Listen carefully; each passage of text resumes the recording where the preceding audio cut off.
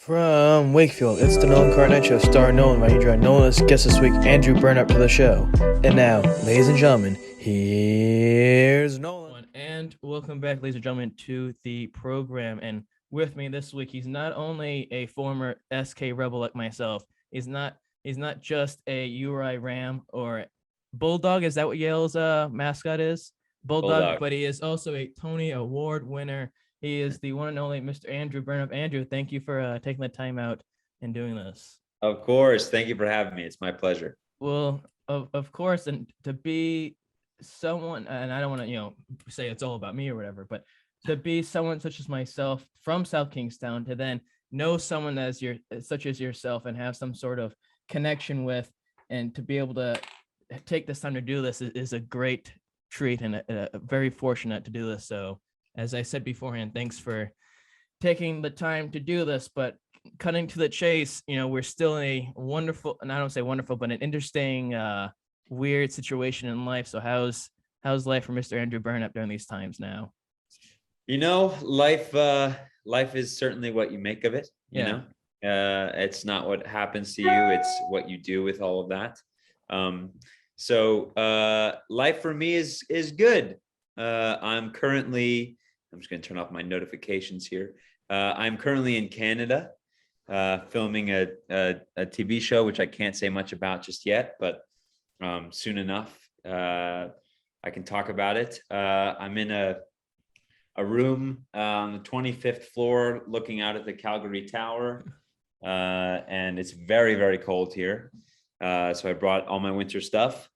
And I'm just exploring a new city, which is one of my favorite things to do. A lot of people say the way to continually expand your mind and to keep it loose up there is to encourage completely new surroundings and new experiences, so that sort of jump starts your mind into expansion. So this is one of my favorite things to do, is just land in a place I've never been and get lost. Now, the industry of entertainment sort of, I don't want to say sort of, it was affected a great deal by this whole pandemic, with operations shutting down, projects being pushed back and whatnot. For you, how much of a worry was there during these times, in terms of getting work and maybe not getting work when others, not necessarily were? Oh yeah. So I was in a play and in New York when everything was shut down. I believe it was like March 13th or 14th. And then I did not work for close to an entire year. And that was one of the most difficult years of my life. There were great things about the year. For instance, I got to come home and spend time with mom and dad and little brother and little sister. And I don't know when I would have ever gotten that time. I'm sure you can relate to that. But it was lonely. There were a lot of questions, a lot of fears. My main concern, I would say, in terms of career was I was very scared that theater would never come back. That the live experience would be permanently changed. And we're still waiting to see what the results are of a lot of theaters, at least in New York, coming back and having audience members wear masks and proof of vaccination and all that. But I had a feeling that film sets would come back and TV sets would come back because there's a way to control that. But I still am cautiously optimistic about the live experience and that coming back, particularly theater. But it was terrifying. I had no idea, and no one did. We had no idea what the future was going to look like for any group activity, for any gathering of any sort. So thankfully, it seems like we are trying to find ways to get back to some version of normalcy. But it's to be determined. It's a interesting environment, knowing that not knowing what's going on. I mean, I'm not the same level in terms of what's going on in life as you are right now, but it's even, I know that I wasn't this past year, or last spring, but the spring prior, the graduating class, URI all had online graduation, all high schools and stuff like that. You walk around the stage and you're only there by yourself and the person reading your name from the school committee. And that's, tough Yeah. because you don't want that graduating as a senior. So now you Yeah. hope that, it goes back to some sorts of normal where people decide, smarten up and do what need to be doing ethically and socially, and hopefully get some sense of normalcy. Yeah. But I'm sure it was very stressful. And then obviously, well, even if what if it didn't happen, and then who knows what would have happened, and if you didn't have this, and you would not have won the Tony. So yeah, who knows? Who knows? Who Life knows? has a whole Life has its- a whole way of taking care of you when things are when the way forward is not clear. But yeah, I mean, there's some alternate universe where I didn't get a Tony Award, and who knows what's happening there. We don't want to think about that situation. But no, when I was doing my preparation, which is as I always like to do, because some people out there that are higher up in this world than myself don't like to do it, and they just say random stuff. But when I was doing my research, there was an interview you did with Playbill in about, I think, 2020 or 2019, whenever it was, talking about the Inheritance and how you got it and how it came about and your early experiences. Now I'm gonna quote this. Now, if this is wrong, then call me out for it. Like whatever her name is, the press secretary for the Biden administration with Fox News. But you said, there was an early experience about 7 or 8 years old for your community. Was it chorus rendition of Lancelot and versus the Green Horse? And you said how, and I quote, "I remember it sending shockwaves of fear and terror inside of me. That was the one that was the one moment where I was like, oh, I want to be able to make people feel as intensely as I feel." Now, my question to you is, how much of those early experiences were the catalyst to, doing what you're doing nowadays? Sure. I do have to say this is the first time I've ever heard a Carr swear. I have to say, it's just which is jarring. But Nolan, you're a man now, of course.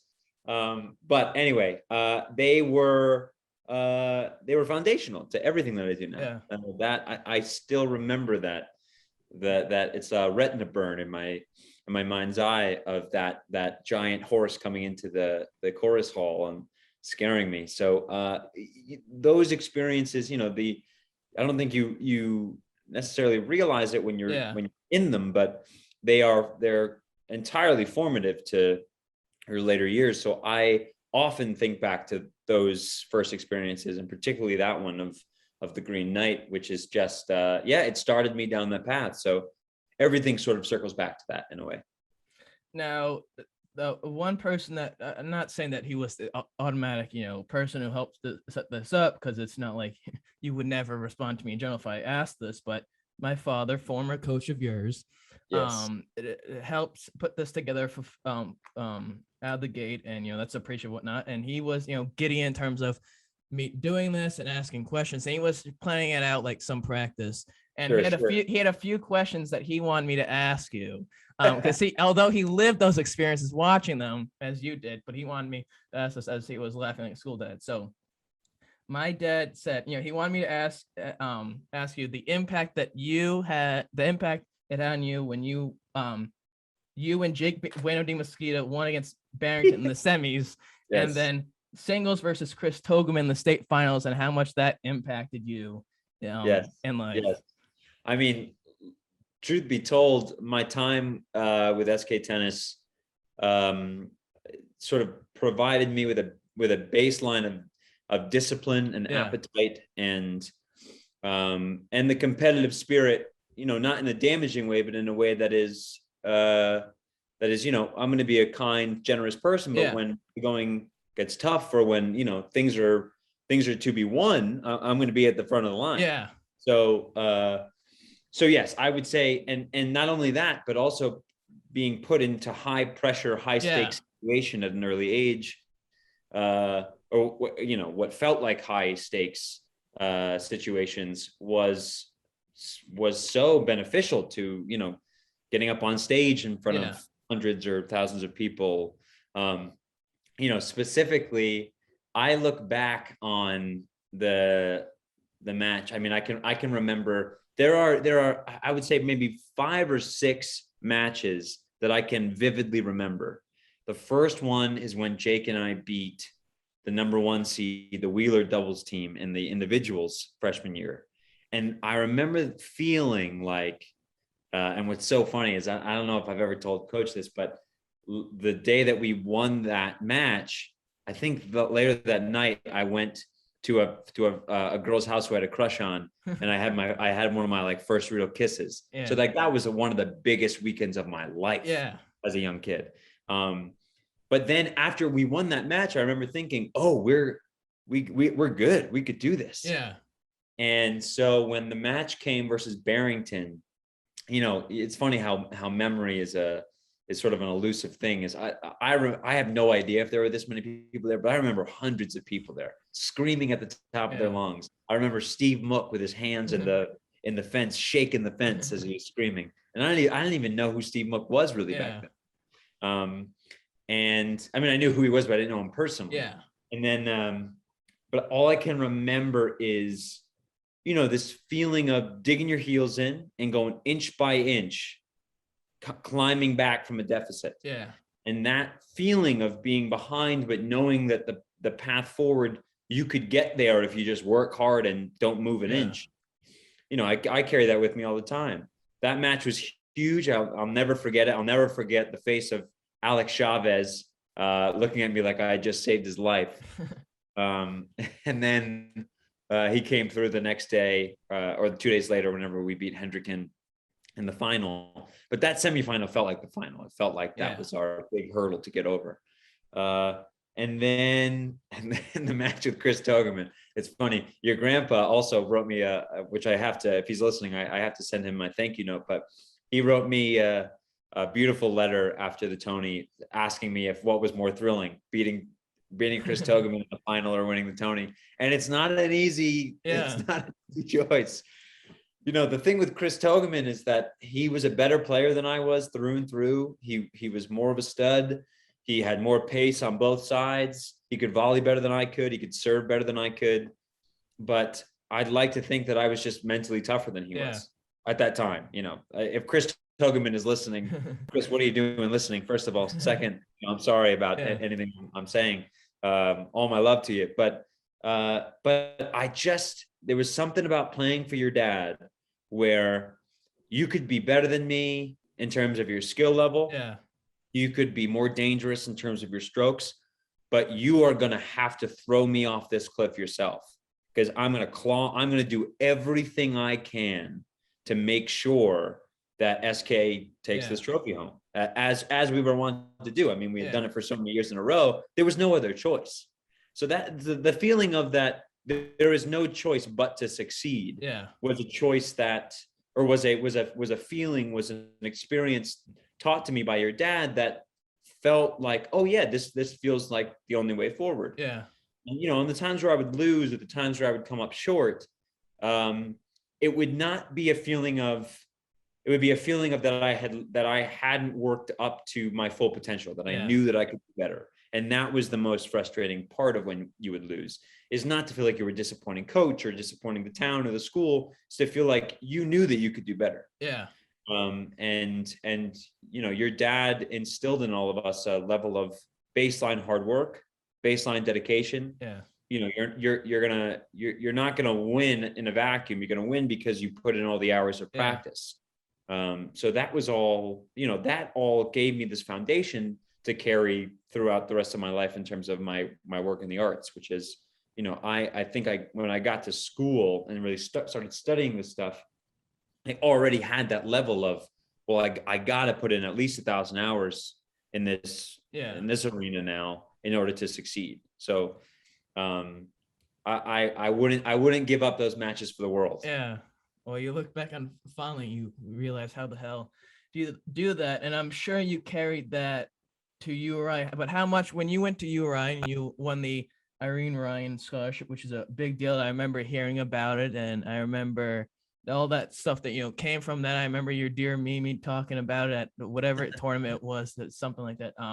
Yep. And how much of what you brought when you're doing it in high school, and then obviously the tennis when you learned from there, was it present with you at URI when you first really getting into this field of acting?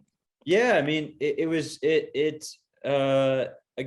just sort of catapulted me into no matter what field it was in, that knowledge that you have to dedicate yourself to it, based on my time with tennis. I mean, we practice 3 hours every day, so that to me was at least 3 hours every day after school. So that to me was okay. I got to put in 3 hours every day to this thing, whether it be working on a monologue of Shakespeare and trying to understand the specific human experience of that, or whether it be working on my vocal instrument, or the awareness of my body, or my Alexander technique, or whatever it was. I knew that it wasn't just going to happen for me. I had to put in the hours to really work at it. And that was all from your dad and time with tennis. When you won that big scholarship at URI, how much of that was a byproduct of the hard work that you'd put up to then? And then also, how do you stay level-headed after such a big, achievement such as that? Well, I think, it's funny. I think we're going through this right now in our culture. I would say the most intelligent people in the world are filled with doubt, and the stupidest people in the world are the most confident and think that they're right, know that they're right, rather dogmatically. So I think this constant feeling of, awards are great, and but all it is really a sort of coming together of timing, of hard work, and luck. And so a lot of the time thinking of it as, this is great, but it doesn't define me. It's the cherry on top in a way, but it's not the reason I do it, right? If accolades are the reason you go into something, you're going to be very, very upset a lot of the time, and you're going to be tortured. Whereas I can't lie to you that my entry into the arts was ego-based. I loved being watched, and I loved performing, and I loved entertaining and making people laugh and being clapped at. But then it developed into this is actually a profession that can change people's lives. The ability to articulate a specific human experience in front of hundreds or thousands of people at a time, it borders on a religious experience for me. The theater is my sort of my church in a way. And so it became now a dedication to, I want to be able to hold the mirror up to nature, to put it in a cliche way of Shakespeare's Hamlet. It's sort of, I am interested in the role of the artist in reflecting back to fellow humans a truth about their time, a truth about their experience. The artist's job is to tell the truth, and to reflect the times and to teach us who we really are. So that now that sort of morphed into a more spiritual endeavor than anything else. For you now, you or I, obviously, anyone knows this, gen eds, and you go into your major and you get that going, and you end up, taking those classes around that. But then you attend Yale, which is definitely I don't want to say a higher level, because I don't want to doubt the current place I'm going for school, but it's another level up, and I know it was very challenging in a way, but also very tough, and was a step up for you after spending those years at URI and that time experiencing that in theater productions. During that time, how'd you deal with in terms of stress, but also maintain that confidence going to Yale when that's a different beast in itself? Yeah, well, that's a good question. I think by design, Yale, if you get into Yale, right, which is amazing, great. The thing that got you into Yale, they take that away from you. And they say, okay, great. So you can do that. We know you can do that. You get that for free, as is what they call it. What do you get for free, right? When you walk into a room, what do you get for free? What do people assume you are? And what can you do naturally that no one has taught you? You just innately know how to do it. They take that away so that they give you all of these tools to use. They fill up your toolbox with things that you don't yet know how to do. So when I was at URI, I had this feeling that something remarkable was inside of me. and I don't, someone might hear that statement and say, wow, he really loves himself, huh? Well, I felt like there was something remarkable inside of me. It was just a feeling, not in a way that made me any better than anybody else, but just that there was something inside of me that I thought the world could value. And when I got to Yale, I no longer felt that way. I was surrounded by people who were remarkable in their own way. Not that I wasn't you or I, but that all of a sudden it became more concentrated. Yeah. And so I was surrounded by 15 other actors who were from all different walks of life, all different experiences, all different identifications. And I was floored by their level of talent, their level of dedication, and their level of both intellectual and visceral knowledge of this craft. And so I was very humbled. I all of a sudden was like, okay, I need to work harder than anybody else here, because it seems like they are much farther ahead than I am. And so that working from that place of humility allowed me to try to get away from my ego, which told me that I was so remarkable, and say, sure, fine. You have some things inside of you that are, yes, cool, great. But now you got to really work hard if you want to realize your full potential. Because if you have something remarkable inside of you and you don't train it, you don't dedicate time to expanding it and growing it, then you're going to be left in the dust, because someone else is going to be, think of it in an athlete's way. Someone else is going to be putting more hours in the gym while you're just, dilly-dallying, thinking that you're the best thing in the world. Yeah. So I knew that I had to put on my tennis hat again and start digging down deep and working hard again. In a way that I don't think I didn't feel that at URI. Yeah. It felt a little bit like I could rest on my laurels by the time I was in like junior and senior year, which I if I could go back, I wouldn't. But if I was being honest, the getting to Yale really sort of jump started me back into that feeling of, oh, you got to work at this again. You can't just take this for free. When you graduate from Yale, how much of that, coming from Yale played a role in what you were doing early on after you graduated, or was it just, auditioning for roles and you got on based off of that compared to school? It's funny, some of the greatest actors ever known to our culture never trained. Yeah. They just understand what it is to be human and can do it. And so graduating from Yale School of Drama, while impressive on its own, means nothing. Yeah. So my experience of my first year out of school was, I think I expected it to be easier. Yeah. It wasn't. I was doing auditions all the time, and I had landed a few theater jobs here and there, but I was really frustrated by my lack of experience. And another side of it, which made it very, very difficult, was my life as I knew it had ended, and I'll explain what that means. My entire life up to that point, I was identifying as a student. Yeah. I was a student within the safe walls of academia. SK, URI, Yale School of Drama. I went straight to each. So there was not a single year of my life where I wasn't a student.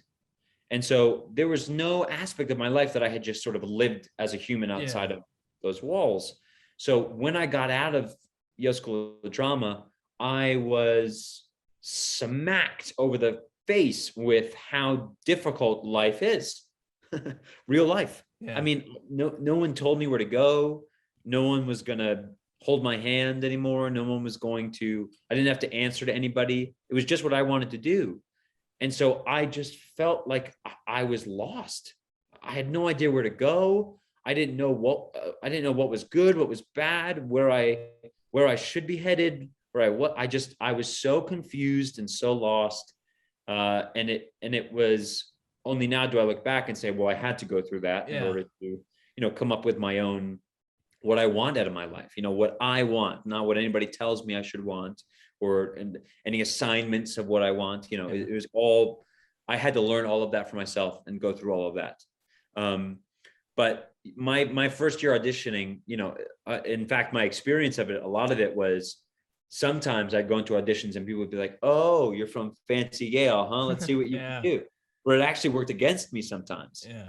But then I started to experience, okay, once I started auditioning well, and not in a way that was, I was just, my first couple auditions were terrible, and I feel like I should write apology letters to all the casting directors that I went in for. But once I started getting through the muscle of auditioning and understanding that the job of an actor is actually auditioning, the audition is the job. Once I started to understand that, then it's sort of the Yale School of Drama of it was sort of a backbone of, okay, we can trust him. He has training. Yeah. So if I did a good audition, then it would be like, okay, he went to Yale, so that means he trains well. He knows how to, he has the toolbox. He has those tools that we need in order for him to, that we can trust him with this job. So, but that took a while. So I would guess then that similar to how what you learned in high school playing tennis, playing a role in terms of how you're going about at URI, and then at Yale, those early experiences when you're now an actual adult doing this for a profession played a similar role. I read in that same Playbill article, and you've mentioned in other interviews you've done, and you sort of alluded to it when you won the Tony, how the play, The Inheritance, you originally weren't, they didn't necessarily want you originally in it, and then eventually, you got into it, obviously, because we're talking here today, and all that fame and all that stuff came with it. But for you as an actor, how do you deal with that point where they don't want you at first, but then they end up coming back to you on their hands and knees, desperately wanting you to come back? Well, it's funny. So it didn't exactly happen like that, but what I'll tell you is that there are, like any business, but particularly this business, someone once said to me, you have to eat a lot of shit sandwiches. Yeah. Which is true. You just have to, you got to grin and bear it. You have to, people are going to say one thing to your face and smile at you and then do a whole other thing once you get on your back, which is fine. That's just the nature of it. But this was a rather innocuous version of that. So I was told, so originally the character as written, Toby Darling, was mid-30s and halfway through his career as a writer / playwright. So he was much, much older than I was at the time when I first started doing workshops of this play, and I had worked with Matthew previously on a play called Legend of Georgia McBride in Los Angeles. So we had a working relationship. So when I started doing this workshop of this play that he had been working on, I was far too young and not right at all for the role as written. So when I had done the original workshop as a character in the ensemble, and then the second workshop I did, Matthew was trying to get actors that he felt were right for it, and nobody was available for that workshop. So he asked me to do it just as a favor to him, just so we could work. And for those who don't know, what happens in these workshops is these workshops happen so that the play can be, so that the playwright can hear it out loud and the director can see a version of it, a sort of draft version of it, and they can go out and make edits and make changes to it and try to make it better before entering a full production. So with the second workshop, Matthew called me and just said, "Hey, will you read the role of Toby? You'll never play the part in production," which I didn't take personally at all. I just felt, I'm probably not who they want for this role. They'll probably get somebody famous, somebody more established. And then throughout the week, I just started to feel like, oh, wait, I know this guy. I know how to do this. I know who this person is. I know these experiences, or I don't know these experiences necessarily personally. But I can viscerally feel like through my empathetic imagination, I viscerally can understand the experience of this human.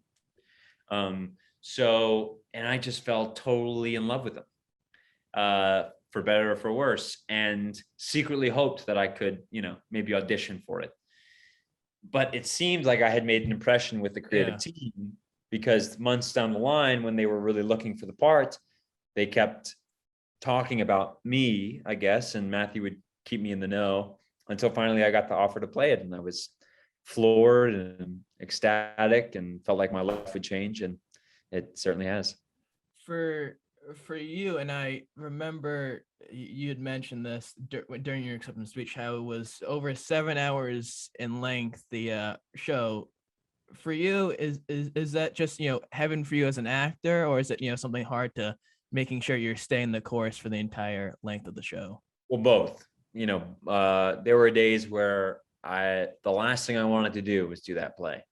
There were days where I was so excited going into the theater and couldn't wait to get started. Truth be told, the whole experience almost killed me.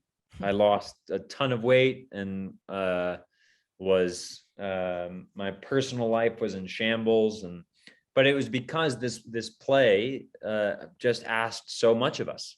A lot of, when you get into the nitty gritty of it, there's a word that's thrown around with actors, which is cost. The greatest of performances, I think, cost the actor something, and that means that they have not necessarily sacrificed, but they have. Yeah, I guess the word is sacrifice. They have sacrificed a part of themselves in order to articulate this experience, give truth, give weight to this experience, give authenticity to this experience. So, when you're talking about heavy things, for instance, we'll take the most famous play of all time, which is Hamlet. The actor playing Hamlet, it has to be real for that actor, that this actor has just lost this character. Hamlet has just lost his father, his hero, his greatest advocate, his best friend. Coming on stage with that feeling, with that, convincing yourself that experience is true for you, it costs you something. It's not just you can't just go off and play Hamlet when you're on a Tuesday night when you're having a great day, without understanding where that character is. So it does. It cost me things. So while it was, and both can be true. It was a dream come true, every second of it. At the same time, it was one of the most maddening and frustrating and emotionally costly things I've ever done in my life. Yeah. At what point during the whole production of the play did you, or maybe the group in general, the entire group, know that there was something special here, that there might possibly be cause for celebration with awards and whatnot? Well, the minute I read the play, I knew that there was unique beauty in it. It's about, while it's an adaptation of Howard's End, which I'm not sure if you're familiar with, but Howard's End is one of the greatest books ever written by E.M. Forster. And the movie is one of the best movies ever made, one of my favorite movies, which has Vanessa Redgrave in it, which is a neat detail because she was in the run in London with us. When I first read this play, I knew that it moved me. I remember laughing and crying in my apartment reading it. When we first started rehearsing it, you could feel that there was really something incredible to this thing, that it was unique, particularly the way that Stephen Daldry and Justin Martin were directing it. When we first showed it to our first audience at the Young Vic in London, we didn't know what it was going to be, but I remember feeling, oh, this could change the world in a way. What was really interesting about the whole experience, and mind you, I did this play for the better part of 3 years, the world, and particularly the cultural conversation around representation and around specifically what it means to be a member of the LGBTQ community, those conversations were happening at a very fast pace. Yeah. So watching this play move through the world as the world was having these conversations very fast was a really interesting experience, because when we first showed it in London, the world was a very different place from when we ended up showing it in New York. But the whole time knew that it had a special beauty to it, and not without its faults, Yeah. but had a unique perspective. Well, eventually, as I've alluded to, and you've alluded to, and at the beginning of the show, eventually, you won the big award for theater. When and where did you first hear that you were being nominated? What was going through the old mainframe of Mr. Andrew Burnap? I was actually so I was home. I was driving through Narragansett. I knew that the nominations were coming out, and I drove to the seawall, and I parked my car and was sort of just trying to breathe and meditate and accept. A big aspect of my life is just surrendering to what I'm trying to just surrender to what the circumstances are, and to make the best of the cards that I am dealt. And so I was trying to accept. Truth be told, I was trying to prepare myself for not being nominated. Yeah. Because I won't lie, I wanted it, so when I was there, they started saying the names. And when he said my name, I burst into tears and started calling family and driving around. And it was an odd feeling because we were at a time when it was right after a lot of the George Floyd protests, and there was a real cultural reckoning in terms of our country's awareness of the inequities of race in our country. While I felt so overjoyed and gracious or grateful rather, I also felt guilty in a way. I also felt like I don't feel like celebrating anything right now. It feels like we are so surrounded by pain and suffering and confusion and fear that I just felt like it was almost inappropriate to celebrate this small award that means nothing in the eyes of these giant questions that we're facing. So it was a tricky feeling, but since then it's morphed into just pure gratitude. How do you, for you as someone an actor, and I don't want who's been doing this, how do you go about being nominated with people who are in that same category, who have been doing this for years and years? Jake Gyllenhaal, and I'm forgetting the other person who was nominated in that category, who not just known in theater but also in movies and television. Against people like yourself. Is that something that makes it a little bit more stressful, or is it something where it's like, well, if I lose, I lose, but if I win, that proves something to them? Well, it's funny. I've actually I don't know Tom Hiddleston at all, but I've worked with Jake a little bit. I used to help him run lines for his various films. I saw that, and Howard Stern did an interview with Jake Gyllenhaal. I mentioned that. Yeah. So and Jake is sort of a friend. In a way that I've always been a huge fan of his, and he's sort of a pillar for me of great American actors. Sure, it was intimidating, absolutely, but it's when you meet someone like Jake, or you realize that they're just another human. And they have the same wants and desires and faults as we do, and they are fame is a really tricky thing, and I think it's a very dangerous thing. It can be a very dangerous thing, and I have very little interest in it. I think anonymity is such a underrated thing. I think the ability to be anonymous, I think, is I will always want that. But Jake is so kind and gracious and down to earth that it sort of takes the fame thing right away, right off of it, and you end up just two guys talking in the street, or two guys hanging out. So sure, it's intimidating on paper, but if anything, it just made me feel like I was honored to be in their company.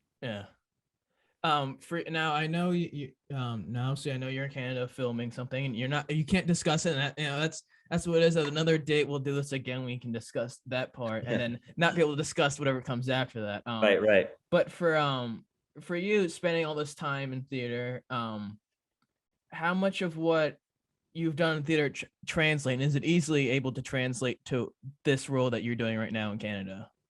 Yeah, I mean, for forever, people have discussed the differences in acting in theater versus film and television. And I think the most, my favorite actors cut their teeth in the theater. When you are trained to be able to articulate an experience and on a stage and reach the person in row Z as well as you're reaching the person in row A or B, that is a skill set that is more easily translated, I think, to film, because it becomes an exercise in distillation. It becomes an exercise in making it, I don't want to use the word smaller because that word gets thrown around too often, but it's your canvas is just different. Yeah. So on stage, I'm articulating something with my entire body, from the bottoms of my feet to the top of my head. That is the canvas on which someone watches. Whereas film and TV, the canvas is just right here. Yeah. So a move of the eyebrow, a flicker of the lip, or even a flaring of the nostrils or a moving of the eye, that becomes the language of articulation, right? So whereas on stage, it's a lot bigger, and things on stage have to look like life, but they're not life, right? Theater has to give the impression that you are living a life, but it has to be large enough to fill every seat. It has to be large enough to find every person in that theater.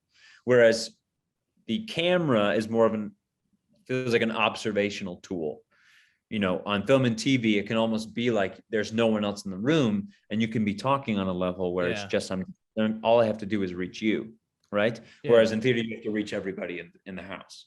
So I find that theater actors it's much easier to move from theater to television than it is to be raised in film and TV and move to theater, because all of a sudden when you're on stage, it just requires that much more of you. So then this would then doing stuff like this, movies or TV, it's a little less challenging for you then, since you don't have to provide something that you did in theater only? No, I wouldn't say it's less challenging. It's just a different version of it. It's a different challenge. So the requirements are just different. Yeah. It's almost it's a little bit like playing pickleball versus playing tennis. Yeah. Right. It's no less. It's not necessarily less challenging. Yeah. It just or playing ping pong versus playing tennis. Yeah. Right. So it's not, if you're playing a professional ping pong player and a professional tennis player, you're going to get whipped both times. But it's just it requires different things. Yeah. Now for you, and anybody, I could say to myself doing this, reaching out to a certain person, whether it's the athletic director of URI or a coach, or it brings nerves and challenges and whatnot, and questions of being able to do it. And I'm sure you faced that. You've mentioned it before, that going through different stages, but how much of that win the night of the Tonys bring a level of confidence where, like, I can, whatever project I get, I can do it. I'm going to knock it out of the park, and I don't want to say choose whatever I want, but now if I want to do this one or that one, I can do whatever. Yeah, I think the Tony just gives you a sort of a validation in a way that the work was of value. And I think the more that I can separate that, the more that I can find value in my own assessment of my work, the better. But of course, it's always great when peers or colleagues or people show you that they also believed in your work. It's, it gives you absolutely a boost of confidence and a sort of validation of, okay, I'm on the right path. With this current project happening, how early do you see, or how soon, however you want to say it, do you see yourself going back to theater, or do you see yourself for right now maybe doing more stuff with television and movies? I think film and TV for the next little while. I really want to. I feel like if I were given a theater job, or if I were given doing something on stage, I would know how to attack it. Yeah, I have the tools, and I would. It wouldn't be easy by any means, but I know what to do. Yeah. Whereas film and TV, I'm still on the learning curve a little bit. Yeah. I'm still very much processing information and watching the masters do it, who I think are masters at work, and trying to, I'm still carving out my spot in that. So the more experience that I can get, again, it all goes back to, I just need to get more in the gym. You know, I need to be able to, I need to get more reps. You know, I need to hit more serves. I need to go to the equivalent of Brusso Field and go hit 1,000 serves of film and TV. You know, so that's where I'm on right now. More hours in the Broad Rock gym. If you were a witness to that. And on that note, I remember there's one of the few memories, because, you know, going back to when you were on the team, it gets a little hazy for myself to remember those matches. But I remember there was one situation. You were at a high school. It was an indoor practice. You came by. I think you dressed the nines like something for a Hugo Boss or something. And the lineup, it was a year that I don't think the team won the state tournament. And we had this humongous game of knockout going on. And the last two people, it wasn't anyone on the team. It was two people who were on the team when the final two, and it's yourself and myself. And you came in, I think, clutch two games in a row in your slacks and your dress shirt and shoes. And I always remember that when I go into the gym. But before I let you go, and thank you again for doing this, I want to do what I like to call the one-word challenge. So for all those out there who don't know what it is a challenge where the guest, whoever I have on that week, I think of a few words, or 6 or so, whatever it may be, and they have to do their best to associate what it is. So it's almost like a therapist in the sense, but, you know, I'm not getting paid for that, and I don't want to. For sure. Do that. So are you ready, Mr. Andrew Burnap? I'm ready. Let's do it. South Kingstown. Oh, home. Local theater. Magic. Ray Carr. Oh, the man. Uri and Yale drama. My backbone. Broadway. The Dream. Central Park Theater. Joe Papp. And then finally, Andrew Burnap. What do I have words for me? Just a guy trying to do his best. Well, that's how you edit. Well, Andrew, I want to say, and as I've alluded to this many times during this before we got going, and it'll get my mother all flustered up because she says I say it too much. But thank you, seriously, thank you for spending the time out of your busy life to catch up and do this for me. I greatly appreciate it. It's a true honor and a privilege to be able to do this. Of course, the honor and privilege is all mine, and as I've said before, anything and everything that the Carrs ask for, I have. It is my duty and pleasure to oblige. Well, so I appreciate you asking me. Well, they are some of the biggest fans, I will admit. Ray Carr talks about it a lot. My mother, I think, bought Paramount Plus to watch it.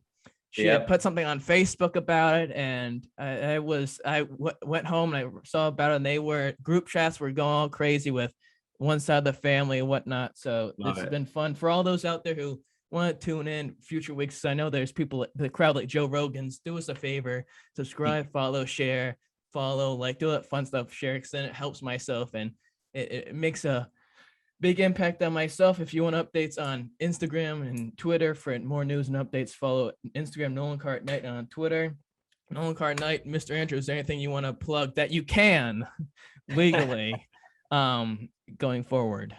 Nothing, man. Just go support your local theater, go see shows. Local theater is where everyone does it for the passion of it, so it's the best. And go out, see theater, music, whatever. Just go out and support the arts. We need it.